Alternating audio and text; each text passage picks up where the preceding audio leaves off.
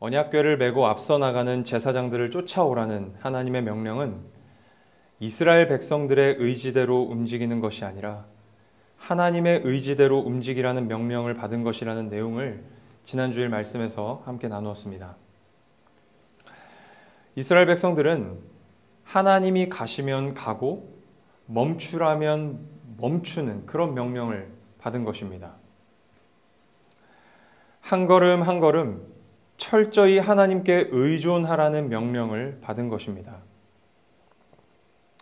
하나님께서는 어린아이가 부모를 온전히 의지하는 것처럼 하나님의 백성들이 하나님을 온전히 의지하기를 바라신다고 지난 주일 말씀으로 나누었습니다. 너무 익숙한 일인 나머지 얼마든지 감당할 수 있을 것 같을 때라도 주님, 내가 이렇게 할까요? 저렇게 할까요? 그렇게 어린아이처럼 물으며 주님을 의지하시는 성도님들이 되시기를 축복합니다.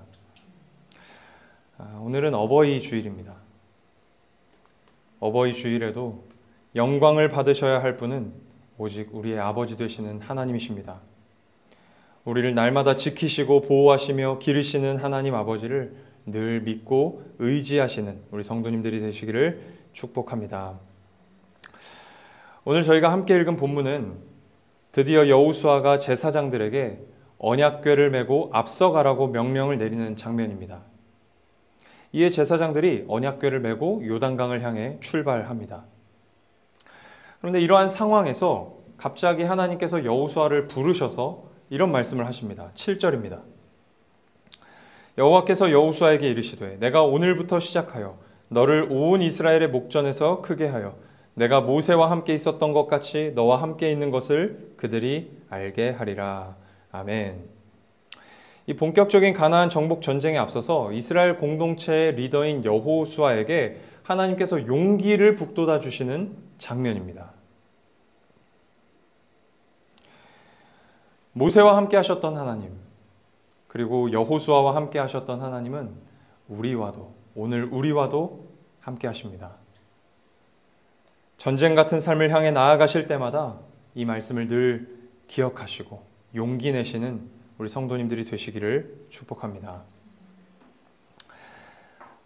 여호수아서 1장에 보면 모세가 죽은 후에 갑자기 리더가 된 여호수아가 두려워서 요단강 동편에 주저앉아 있습니다. 이 탁월했던 리더의 뒤를 자신이 이으려고 하니까 두려웠던 것입니다. 이번 주 중에 프란치스코 교황의 뒤를 이어서 미국인 추기경인 프레보스트가 새로운 교황으로 선출되었습니다. 그런데 교황을 선출하는 과정에서 굉장히 재밌는 일이 있었습니다. 이 교황 후보로 오른 추기경들이 다 교황이 되기를 꺼려하는 거예요. 왜 꺼려했을까요? 이게 교황이라면 저희와는 상관없지만 카톨릭에서는 아주 절대 권력자가 되는 것인데 왜 꺼려했을까요? 앞에 교황이었던 이 프란치스코 교황이 교황으로서의 역할을 너무 잘 감당했기 때문에 그렇습니다. 이 모로코 출신의 한 추기경은 공개적으로 이런 말을 했다고 해요. 나는 교황이 되기 싫다. 이건 마치 메시의 후임을 찾는 격이다. 이런 이야기를 했다고 합니다. 실제로 많은 추기경들이 그런 부담을 갖고 있었는지 교황이 선출되고 나서 이 아쉬운 기색 하나 없이 아주 환하게 웃으면서 기자들에게 사진 찍힌 것이 공개가 되기도 했습니다. 여호수아가 딱 이런 부담을 가지고 있었던 것입니다.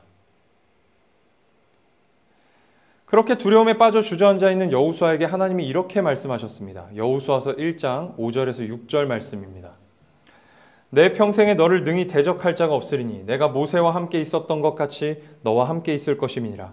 내가 너를 떠나지 아니하며 버리지 아니하리니 강하고 담대하라. 너는 내가 그들의 조상에게 맹세하여 그들에게 주리라 한 땅을 이 백성에게 차지하게 하리라. 아멘. 1장에서 하신 이 약속을 마침내 실행하시겠다고 말씀하시는 장면이 오늘 본문 7절 말씀입니다. 그런데 오늘 본문을 자세히 보시면 사람들이 일반적으로 생각하는 탁월한 리더가 되는 과정과 조금 다르다는 걸 알 수 있어요. 일반적으로 사람들이 탁월한 리더가 되어 간다는 그 과정과 하나님이 말씀하시는 것에 조금 차이가 있습니다. 자, 7절 말씀을 제가 세번역 성경으로 한번 읽어보겠습니다. 주님께서 여호수아에게 말씀하셨다. 바로 오늘부터 내가 너를 모든 이스라엘 사람들이 보는 앞에서 위대한 지도자로 세우고 내가 모세와 함께 있었던 것처럼 너와 함께 있다는 사실을 그들이 알게 하겠다. 주님께서 뭐라고 말씀하십니까? 내가 너를 위대한 지도자로 세우겠다. 내가 모세와 함께 있었던 것처럼 너와 함께 있다는 사실을 그들이 알게 하겠다. 그렇게 말씀하십니다.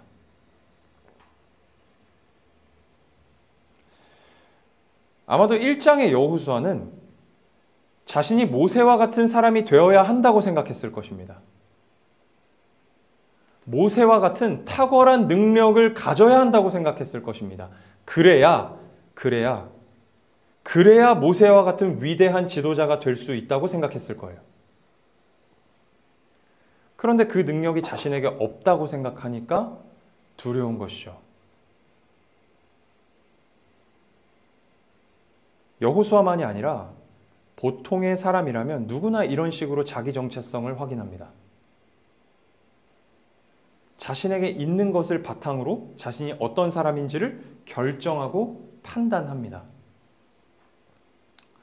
이따가도 조금 더 나누겠지만 사람들에게서 이 허세라는 것이 왜 나오는 것입니까? 허세. 자신에게 있는 것을 바탕으로 자신의 존재를 증명해야 하는데 빈곤한 거예요. 가진 것이 없는 거죠. 그러니까 없는 것을 끌어다 쓰는 것입니다. 그것이 허세죠.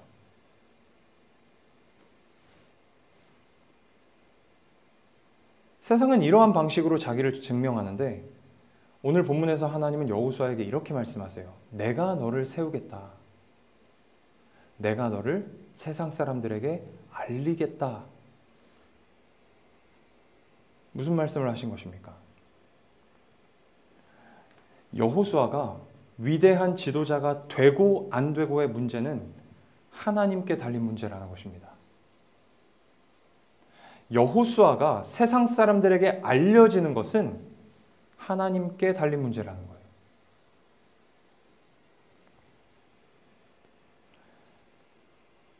사랑하는 성도님들, 오늘 본문을 통해 저희들이 깨달아야 할 사실이 무엇일까요?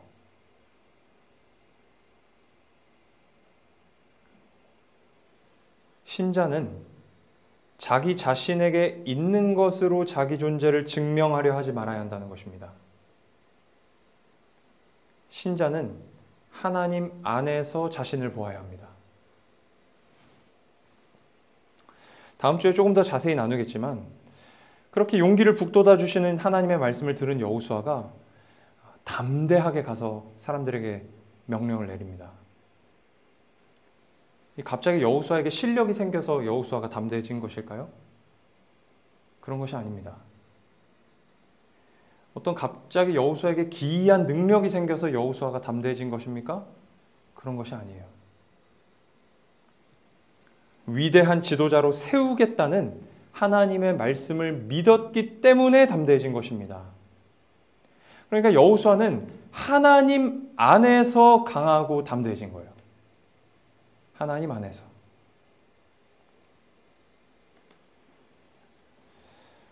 하나님 안에서 자신을 보았던 대표적인 인물이 있습니다. 바로 바울입니다. 사도행전 18장에 보면 바울이 고린도에서 사역하는 장면이 기록되어 있습니다. 바울은 2차 전도 여행 끝자락에 고린도에 들어가서 사역을 했습니다. 굉장히 열심히 사역을 해서 교회를 세웠어요. 고린도 교회를 세웠습니다. 그런데 고린도에서 복음을 전할 당시에 바울은 굉장히 영적으로 육적으로 지쳐있던 상태였습니다. 고린도에 오기 전에 바울은 빌립보에서 복음을 전하다가 매를 수없이 맞았습니다. 그리고 옥에 갇혔었습니다. 겨우 풀려나서 데살로니가로 도망을 갔습니다. 그런데 거기에 갔더니 바울의 동족이었던 유대인들이 복음 전하는 바울을 핍박하기 시작합니다. 그래서 그 핍박을 피해서 베레아로 피신을 또 갔습니다. 다행히도 그곳 사람들은 이 바울이 전하는 복음을 굉장히 잘 받아들였어요. 그리고 열매가 많이 맺혀졌습니다. 그렇게 열매를 보나 싶었는데 이 데살로니가에서 바울을 핍박하던 유대인들이 이 베레아까지 쫓아와서 바울을 핍박합니다. 그래서 바울이 또 도망을 갑니다. 이번에는 아테네로 도망을 갑니다. 그곳에서 바울은 수많은 사람들을 상대로 혼자 복음을 전했습니다. 당시 아테네 사람들은 이 철학에 관심이 많았기 때문에 이 바울이 그들을 상대로 복음을 전하는 것이 굉장히 까다로웠을 거예요. 바울이 전하는 복음의 내용마다 자기들에게 납득되지 않는 부분에 대해서 이것은 무엇이며 저것은 무엇이냐 막 그러면서 막 손가락질하면서 반박하는 사람들이 많았을 것입니다. 그러니까 그동안에는 육체적으로 힘들었었다면 이 아테네에서는 정신적으로 압박을 받으면서 바울이 복음을 전했을 것입니다. 심지어 아덴에서는 거의 쫓겨나다시피 열매도 거두지 못했습니다. 아테네에서 사역을 마치고 고린도로 갔습니다. 아테네에서 고린도까지는 걸어서 3일 길이었어요. 그 길을 혼자서 외로이 걸어간 것입니다. 이 빌립보에서 맞은 매가 완전히 낫지 않았다면 아마도 쩔뚝쩔뚝거리면서 고린도로 걸어갔을 것입니다. 그렇게 고린도로 들어갔는데 이 고린도는 복음을 전하기가 더 어려운 동네였어요. 동네 전체가 우상으로 가득했을 뿐만 아니라 그 우상들의 영향으로 인해서 굉장히 도시가 음란했습니다. 결국에 바울은 그 고린도에서 심각한 영적인 침체를 경험합니다. 그러니까 하나님이 직접 개입하셔서 강하고 담대하라 하실 만큼 이 바울이 힘을 내지를 못하는 상태에 빠집니다. 그렇게 육적으로 영적으로 지쳐 있을 때 바울이 열심을 다해 세운 교회가 고린도 교회입니다. 그러니까 더 각별할 수밖에 없었겠죠. 그래서 바울 서신을 보면 고린도 전후서가 제일 많은 분량을 차지하고 있습니다. 각별하니까 많은 이야기를 하는 거죠.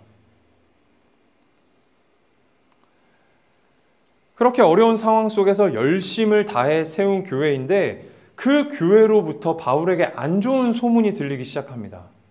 어떤 소문이냐면 이 고린도 교회 성도들 가운데 바울의 사도됨을 인정하지 않는 무리들이 있다는 소문이었어요. 바울이 사도로서 자격이 없다는 주장을 하는 사람들이 있다는 것이었습니다. 바울이 얼마나 속상하고 서운했을까요? 바울이 사도로서 자격이 없다고 주장하는 두 가지 이유가 있었습니다. 첫 번째 이유는 바울이 말을 잘 못한다는 거였어요. 되게 의외잖아요. 바울은 굉장히 달변가일 것 같은데 말을 잘 못했다고 해요. 이따가 예문에서도 보겠지만 스스로도 다른 사도들에 비해 자신은 말을 잘 못한다 그렇게 고백을 합니다. 그렇다면 왜 고린도 교회 성도들 중에 이 몇 사람들은 바울이 말을 잘 못하는 것 가지고 걸고 넘어졌을까요? 당시 고린도 사람들도 이 철학에 굉장히 관심이 많았습니다. 그래서 자신의 생각을 말로 표현하는 사람, 말로 잘 표현하는 사람과 직업을 높게 평가했어요. 이 고린도전서를 보면 고린도 교회 안에 아볼로를 따르는 아볼로파가 있습니다. 근데 재밌는 것은 성경에 아볼로가 많이 등장하지를 않아요. 그러니까 성경 전체를 놓고 보면 아볼로는 굉장히 아웃사이더인 거죠. 근데 고린도 교회에서만큼은 굉장한 인사이더예요. 왜 아볼로가 고린도 교회에서 이렇게 영향력을 행사할 수 있었을까요? 말을 잘했어요, 말을. 굉장한 달변가였다고 알려져 있습니다. 그래서 말을 잘하는 아볼로에게 관심을 가졌던 거죠. 또 고린도 전서를 보면 바울이 방언의 은사에 대해서 이야기를 하는 장면이 있습니다. 고린도 교회 성도들 중에는 이 방언의 은사를 가진 자가 더 고차원적인 신앙을 가진 자다라고 주장하는 이들이 있었어요. 그러니까 말에 관심이 많으니까 이 방언의 은사에도 관심이 많은 거죠. 그러니까 방언을 신령한 말이라고 생각했고 천사의 말이라고 생각했어요. 그만큼 이 고린도 지역의 사람들이 말을 중요하게 생각하는데 바울은 말을 못하니까 이 말을 못하는 바울이 사도일 리가 없다. 이 신령한 직분을 가진 자라고 할 수 없다. 그렇게 주장을 한 것입니다. 바울이 사도로서 자격이 없다고 주장한 이들의 또 다른 이유는요. 바울이 손으로 일을 하는 사람이라는 이유 때문이었어요. 그러니까 방금 말씀드린 것처럼 철학에 관심이 많다 보니 자신의 생각을 말로 잘 표현하는 사람을 높게 평가했어요. 근데 반면에 이 손으로 하는 일, 그러니까 요즘식으로 좀 속된 표현으로 노가다 하는 사람을 굉장히 천하게 본 것입니다. 바울의 직업이 무엇이었습니까? 텐트 메이커였죠. 장막을 만드는 사람이었습니다. 마찬가지로 저 천한 일을 하는 바울은 사도라는 신령한 직분을 가질 조건이 안 된다라고 생각한 것입니다.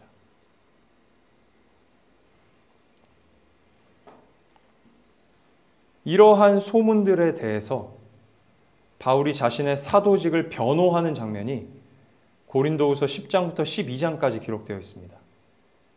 저희는 이 장면을 부분 보면서 하나님 안에서 자신을 보는 자가 어떤 모습인지를 한번 확인해 보고자 합니다.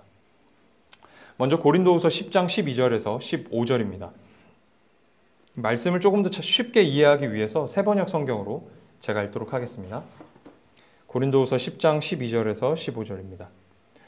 우리는 자기를 내세우는 사람들과 같은 부류가 되려고 하거나 그들과 견주어 보려고 하지 않습니다. 그러나 그들은 자기를 척도로 하여 자기를 재고 자기를 기준으로 하여 자기를 견주어 보고 있으니 어리석기 짝이 없습니다. 우리는 마땅한 정도 이상으로 자랑을 하려고 하지 않습니다. 우리가 여러분에게까지 다다른 것도 하나님께서 우리에게 정하여 주신 한계 안에서 된 일입니다. 그러므로 우리는 여러분에게로 가지 못할 사람이 아닙니다. 우리가 여러분에게까지 가서 그리스도의 복음을 전한 것은 한계를 벗어나서 행동한 것이 아닙니다. 우리는 주제넘게 다른 사람들이 수고한 일을 가지고 자랑하려는 것이 아닙니다. 다만 바라는 것은 여러분의 믿음이 자람에 따라 우리 활동 범위가 여러분 가운데서 더 넓게 확장되는 것입니다.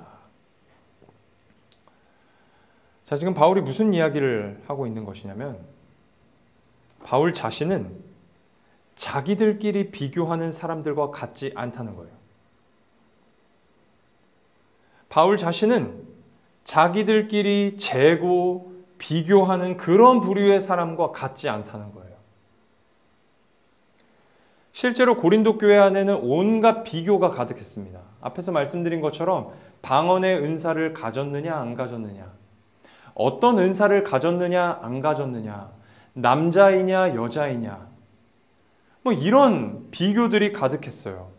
그 비교를 통해 자신의 신앙이 남보다 더 낫다는 것을 증명하려는 애씀이 막 가득했어요. 그 비교에 희생된 사람이 바울이었어요. 그런데 바울 자신은 그렇게 남과 비교하는 일을 하지 않는다고 고백합니다.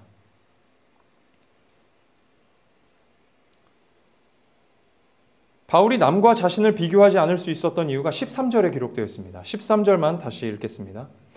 우리가 여러분에게까지 다다른 것도 하나님께서 우리에게 정하여 주신 한계 안에서 된 일입니다. 한계. 바울이 지금 인정하고 있는 내용이 무엇입니까? 하나님께서 자신에게 허락하신 한계가 있다는 거예요. 자신에게만 허락하신 만큼이 있다는 거예요. 하나님이 나에게 요만큼 허락하셨다. 우리가 자꾸 남과 비교하면서 우쭐대거나 좌절하는 이유가 무엇입니까? 같은 조건을 가지고 있다고 생각하니까 비교하는 거예요. 같은 성별, 같은 나이, 같은 직장, 같은 업무, 같은 팀, 같은 직급 속에서 자꾸 비교해요. 같은 조건 속에 있다고 생각하는 사람과의 관계에서는 더 많은 비교가 일어나죠. 예를 들어 저의 경우에는 이런 일이 있었습니다. 지금은 그래도 좀 많이 나아졌는데요. 예전에는 정말 어른들을 상대로 대상으로 목회하는 것이 너무 어려웠습니다. 단지 어른 사역이 어려웠던 것이 아니라 이렇게 아들처럼 다가가서 친근하게 말도 걸고 이렇게 하는 걸 정말 잘 못했어요. 요즘에 이런 젊은 목회자들 사이에서 이런 사역을 목사님 아들 사역이라고 합니다. 아들 사역. 제가 목회하던 교회에 저랑 정말 나이가 비슷한 부목사님이 한 분 계셨어요. 저보다 두 살이 어렸습니다. 그런데 그 목사님은요, 정말 아들 사역을 잘하셨어요. 너무 잘하셨어요. 이렇게 풍채가 이렇게 있으셨는데요. 너무 잘하셨어요. 나이 많으신 권사님들에게도 정말 친근하게 막 다가가셔서 막 우스갯소리도 막 하고 막 그러셨어요. 그러니까 권사님들이 이 목사님이 편하니까 다 그 목사님만 찾아가는 거예요. 그렇게 아들 사역을 잘하시는 그 부목사님을 볼 때마다 제 자신과 너무 비교가 되었고 막 낙심되고 좌절되고 그랬어요.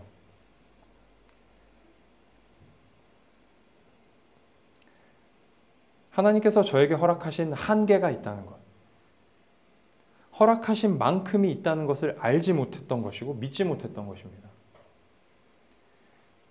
그냥 단지 같은 부목사이고 비슷한 나이 또래라는 조건만 놓고 비교하면서 나는 왜 저렇게 못하지? 그렇게 생각한 것이죠. 분명히 하나님께서 저에게만 주신 한계가 있고 저에게만 주신 분량이 있음에도 불구하고 내가 그거 못 가졌다고 해서 비교하는 거예요. 사랑하는 성도님들, 사람은 다 다릅니다. 여기 지금 7분의 성도님이 계신데요. 저까지 포함해서. 한 사람도 똑같지 않습니다. 하나님이 주신 조건, 하나님이 주신 한계, 하나님이 주신 분량이 다 다릅니다. 그렇기 때문에 사람은 사실상 거의 비교할 수 없어요. 비교할 수 없습니다.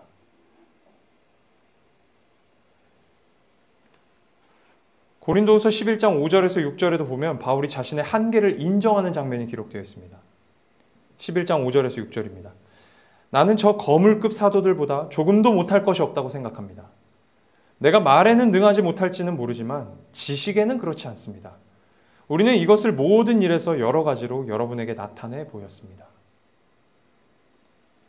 자신이 다른 사도들에 비해 말은 좀 못하지만 지식은 꿀리지 않는다는 거예요. 하나님께서 다른 사도들에게 이런 것을 주셨다면 자신에게는 이런 것을 주셨다고 고백하는 것입니다. 자신에게만 주신 한계와 분량이 분명히 있다고 고백하는 거예요. 이 지점에서 우리가 또 짚고 넘어갈 것이 있습니다. 바울은 자신의 부족한 부분을 인정할 뿐만 아니라 자신의 장점도 기꺼이 자랑하고 있어요. 내가 다른 사도들에 비해 말은 좀 딸리지만 지식에 있어서는 뒤떨어지지 않아. 내가 저들보다 지식적으로는 더 나아. 그렇게 자신 있게 자랑하고 있습니다. 우리가 기독교 신앙에 대해서 오해하는 지점이 바로 이 지점이죠. 신자는 자기 자신에 대해서 자랑하면 안 된다고 생각합니다. 자랑하지 않는 것이 겸손이라고 말하죠. 그러나 그렇지 않습니다.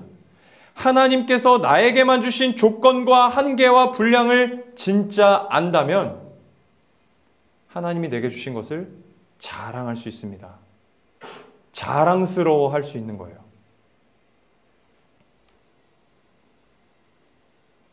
오늘날 정말 많은 사람들이 허세를 부리죠. 허세. 허세가 무엇입니까? 가진 것이 없는데 마치 가지고 있는 것처럼 행동하는 것이 허세죠.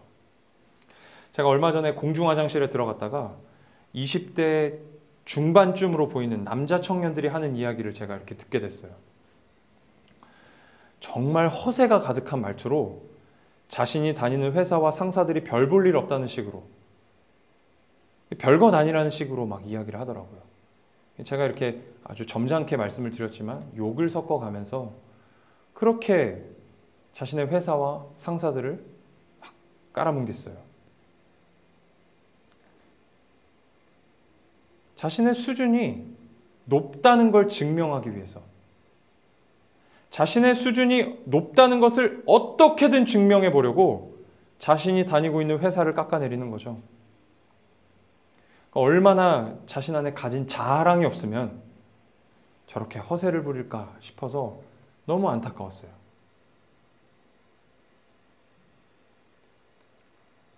사랑하는 성도님들, 하나님 안에서 자신을 보는 자는 타인과 자신을 비교하지 않습니다.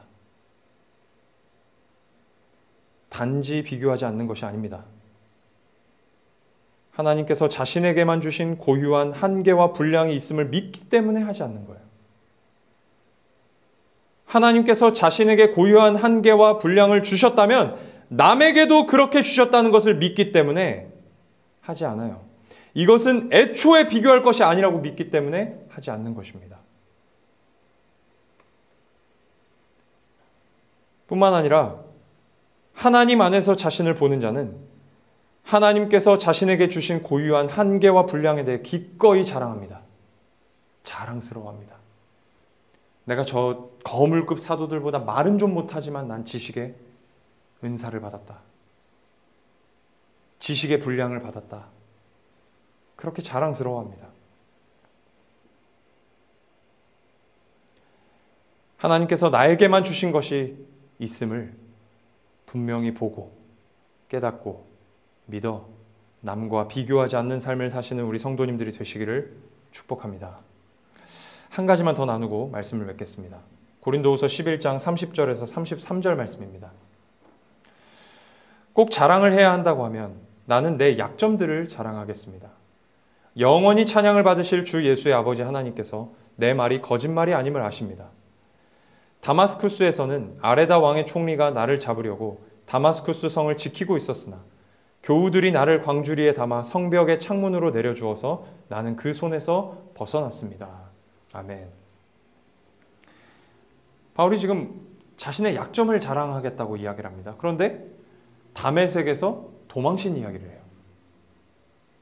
복음을 전하다가 다마스쿠스 왕에게 잡힐 뻔했는데 도망친 이야기를 합니다. 그러니까 사도로서 복음을 전하다가 기꺼이 죽어야 되는데 죽지 못했다는 거예요. 내가 그렇게 실력이 없어서 죽지 못하고 도망쳤다는 거예요. 그래서 약점이라는 거예요. 그래서 굴욕이라는 거예요.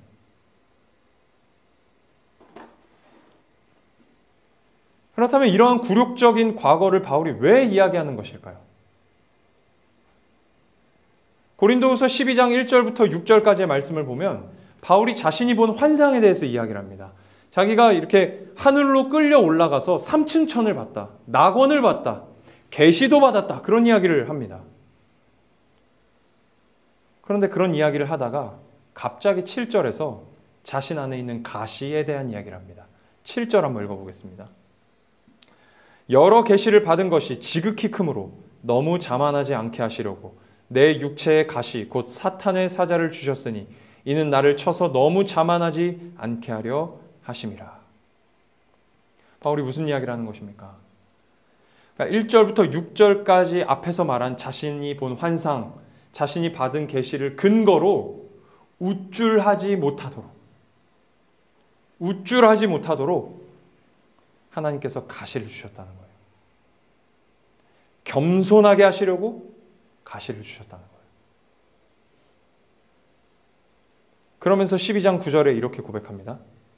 여러 약한 것들에 대하여 자랑하리니 이는 그리스도의 능력이 내게 머물게 하려 함이라.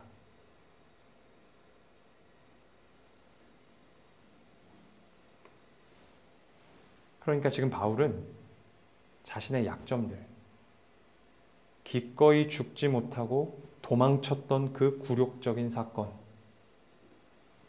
자신 안에 있는 그 가시, 그것들을 하나님께서 쓰셔서 자신을 더욱 하나님의 사람답게, 예수님 믿는 자답게 변화시키고 계시다는 이야기를 하고 있는 거예요.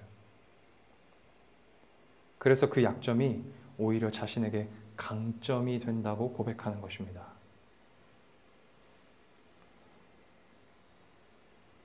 그런데 바울은 단지 자신의 약점을 자랑하고 있는 것이 아니에요.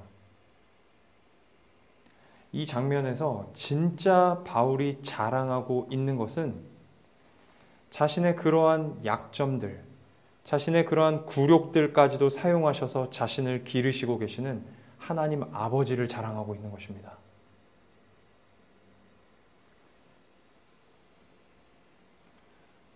사랑하는 성도님들, 하나님 안에서 자신을 보는 자는 지금 자신의 못난 모습, 지금 자신의 약점 많은 모습을 보면서 좌절할지언정 완전히 좌절하진 않습니다. 하나님 안에서 자신을 보는 자는 하나님 아버지의 그 기르심 안에서, 양육하심 안에서 반드시 더 나은 모습에 이를 것을 믿음으로 바라보고 소망하고 기대하며 바울처럼 지금 자신의 약점을 기꺼이 수용하고 감수하며 인정합니다.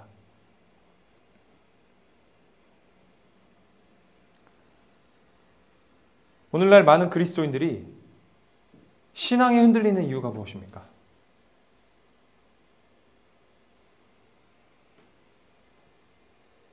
하나님 아버지의 기르심 안에서 자신이 더 나은 모습을 가질 것을 믿지 못하는 거예요.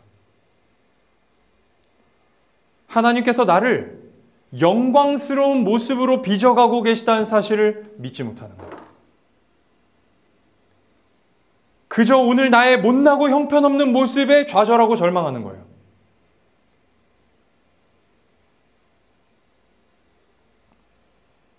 모든 부모님들께서 그런 마음을 가지고 계시겠지만 저는 특별히 더 그런 마음을 가지고 있는 것 같습니다. 저는 확실히 실력 있는 아버지는 아닌 것 같습니다. 이렇게 실력 없는 아버지도 그런데 자식에게 좋은 것을 주고 싶은 마음이 있어요. 자식을 잘 기르고 싶은 마음이 있습니다. 그런데 이 좋은 마음과 실력이 연결되지 않아서 괴로울 뿐이죠. 저같이 실력 없는 아버지도 이러한 마음을 가지고 있는데 하물며 우리 하나님 아버지는 오죽하시겠습니까? 우리를 잘 기르고자 하는 마음이 충만하세요. 우리를 잘 기르고자 하는 마음이 충만하세요. 그런데 마음만 충만하신 것이 아니라 실력도 충만하십니다.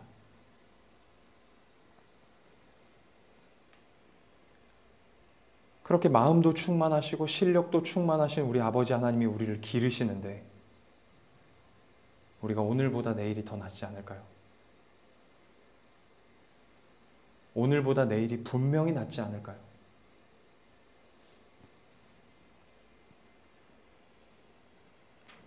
이러한 아버지 하나님의 기르심 안에서 우리가 성장하고 있다는 사실을 믿음으로 자신을 조금 더 넉넉하게 바라보실 수 있는 우리 성도님들이 되시기를 축복합니다. 말씀을 맺겠습니다. 성도님들께서는 무엇을 기준으로 혹은 누구를 기준으로 자신을 바라보고 계십니까? 세상이 정해놓은 기준으로 나를 증명하려 하지 않고 평가하려 하지 않고 오직 하나님 안에서 나를 증명하고 평가하는 성도님들이 되실 수 있기를, 그로 말미암아 세상 속에서 담대하게 살아가시는 우리 성도님들이 되실 수 있기를 주님의 이름으로 축복합니다.